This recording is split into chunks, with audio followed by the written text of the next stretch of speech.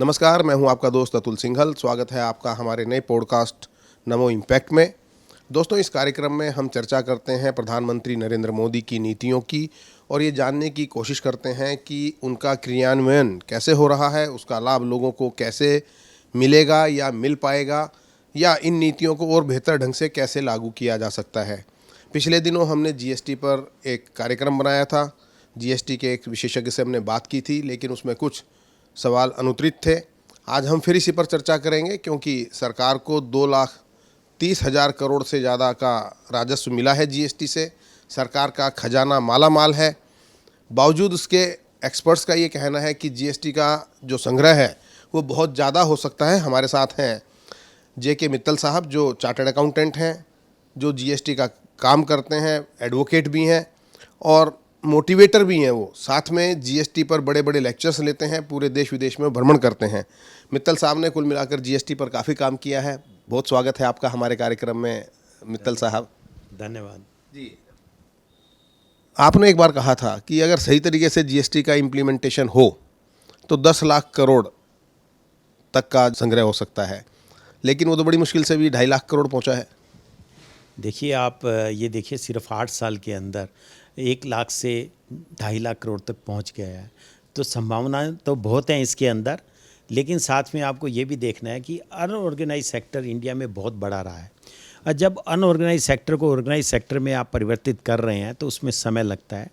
और अभी लोगों को समझ आने लगा है कि जैसे जैसे हम इसको ऑर्गेनाइज सेक्टर में ले जा रहे हैं, लोगों को समझ आ रहा है कि एक नंबर का काम करने से फ़ायदा मिलेगा, तो काफ़ी सारा इसका बेनिफिट मिल रहा है। मेरे को ये लग रहा है कि धीरे धीरे आप देखेंगे कि आप देखें, कोरोना के अंदर 1.5 लाख करोड़ आया था, अब 2.5 लाख करोड़ हो गया।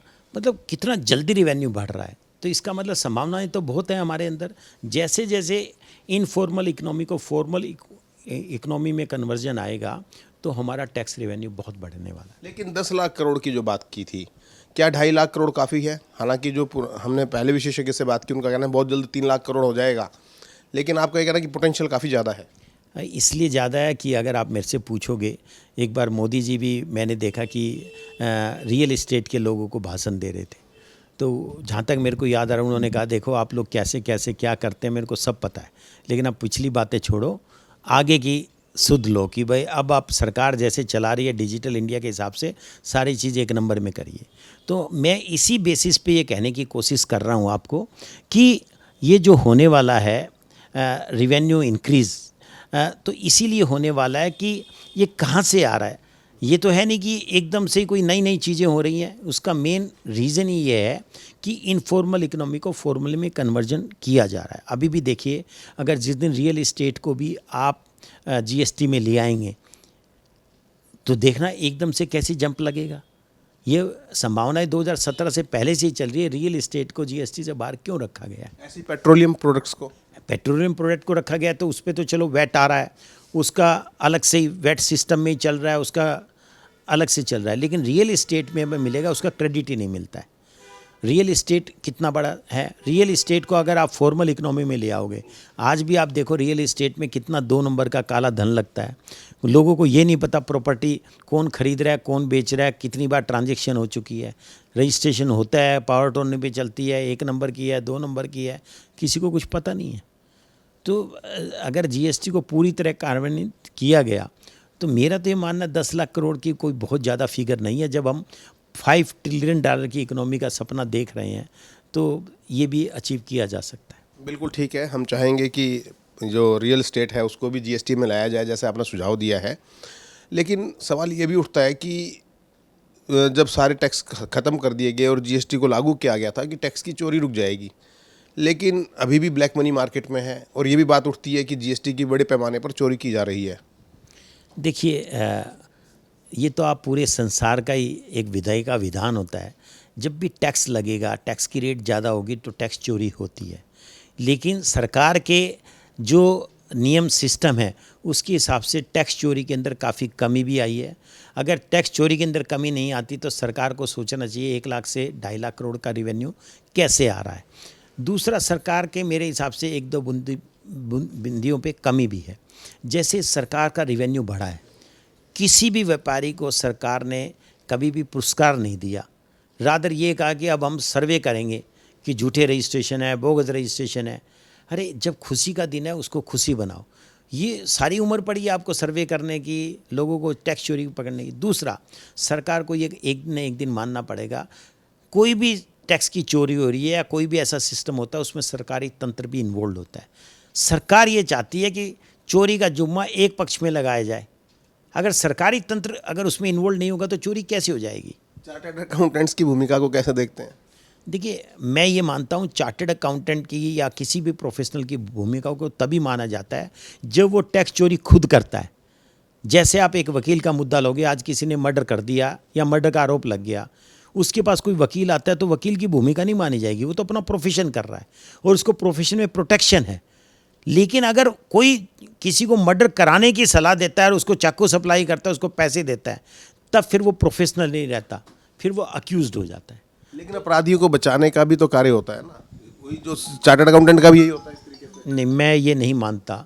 ये सरकार का सोच बिल्कुल गलत है। अगर सरकार ऐसे मानती है, सरकार एक भी पॉइंट ऐसा लेके आए कि देखिए क्या होता है कि सरकार अगर किसी को अरेस्ट कर लेती है, इसका मतलब ये नहीं है कोई इन्वॉल्व है। मैं ऐसे ही चार्टर्ड अकाउंटेंट के कुछ मुद्दों को जानता हूँ।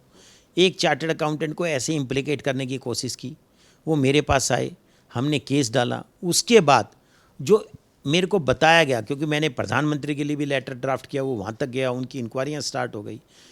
एक कमिश्नर ने चार्टर्ड अकाउंटेंट एसोसिएशन के हेड को कई मिलियन रुपीस ऑफर किए कि ये कंप्लेंट वापस ले लो।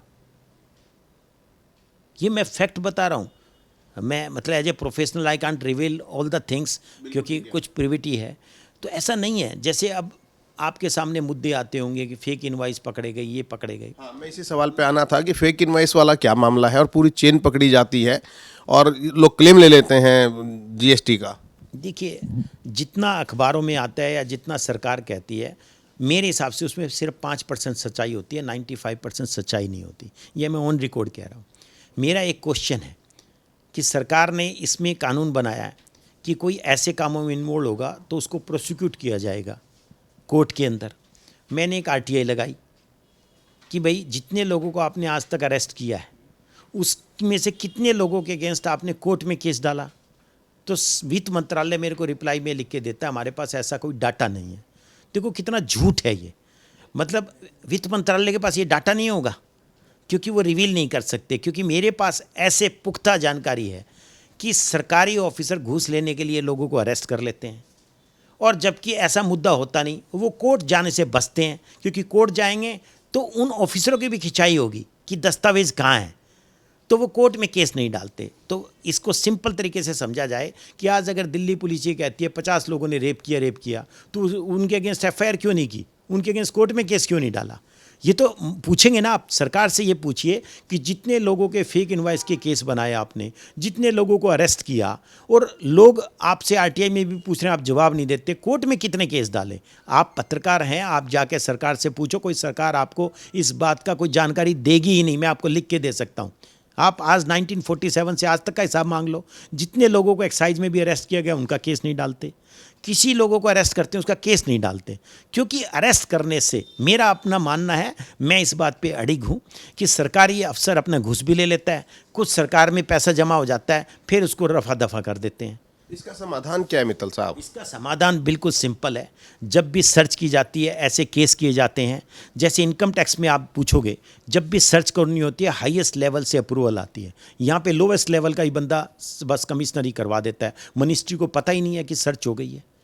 क्यों नहीं? दूसरा मुद्दा यह है कि जब आपने ये किसी को अरेस्ट किया है उसकी 100% जानकारी मिनिस्ट्री ऑफ फाइनेंस को होनी चाहिए और उस कमिश्नर, चीफ कमिश्नर से पूछा जाए इसका प्रोसिक्यूशन केस क्यों नहीं डाला। अभी मैं एक जानकारी दे सकता हूं कि 1300 करोड़ रुपए की 2 लोगों पे पेनल्टी लगा दी, 2 भाइयों पे, और हमने कोर्ट में केस डाल दिया। कोर्ट ने इंट्रीम ऑर्डर भी पास कर दिया और कमिश्नर को बुलाया, भाई तूने ज्वाइंट कमिश्नर ने पेनल्टी लगा दी, इसका बेस क्या है बताओ।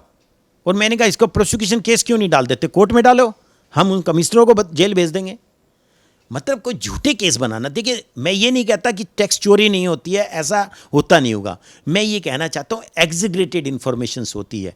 अदरवाइज तो अगर इन सारी इन्फॉर्मेशन को कलेक्ट कर ले तो 10 लाख करोड़ तो आ ही जाना चाहिए, क्योंकि जब भी सरकारी ऐसी फिगर आती है तो वो कहते हैं 50,000 करोड़ का बस्टेड किया, 1 लाख करोड़ का बस्टेड कर दिया। मतलब अगर ये इसका मतलब तो वो रिवेन्यू भी जुड़ना चाहिए। मतलब केवल खबरों में ही रहता है, खबरों में बने रहता खबरों में ही रहता है। आप जानकारी ले सकते हैं मनीष जी।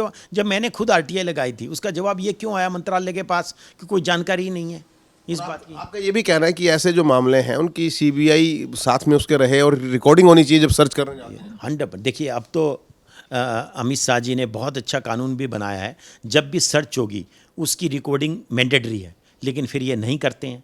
और दूसरा, जब अगर सर्च हो उसकी रिकॉर्डिंग की जाए तो उसमें पुख्ता सबूत आएंगे। मैं तो एडवोकेट हूँ, मेरे पास तो ऐसी जानकारी रहती है। लोग सीसीटीवी कैमरे के फुटेज मेरे को दिखाते हैं। अब यहाँ का सरकारी अफसर आएगा, जीएसटी की किसी रेड में आप चले जाना कैमरा लेके, सबसे पहले कहता है सीसीटीवी कैमरे की तार काट दो। अगर वो चोरी को पकड़ने गया तो सीसीटीवी कैमरा जारी रहेगा। कभी दिल्ली पुलिस ये कह सकती है क्या सीसीटीवी कैमरा काट दो, चोर को पकड़ने जा रहे हैं? वो तो लाइव रहेगा तभी पकड़ेंगे। ये जीएसटी वाले ऐसा क्यों करते हैं? सबसे पहले आप किसी भी, मेरे पास तो 50 लोग कह चुके हैं, सबसे पहले डीवीआर बंद करा देते हैं, उसको चोरी करके ले जाते हैं डीवीआर को, तो चोर तो वो हुए। बहुत बहुत महत्वपूर्ण आपने विषय उठाया है और निश्चित तौर पर ये विषय उठने चाहिए सरकार के सामने।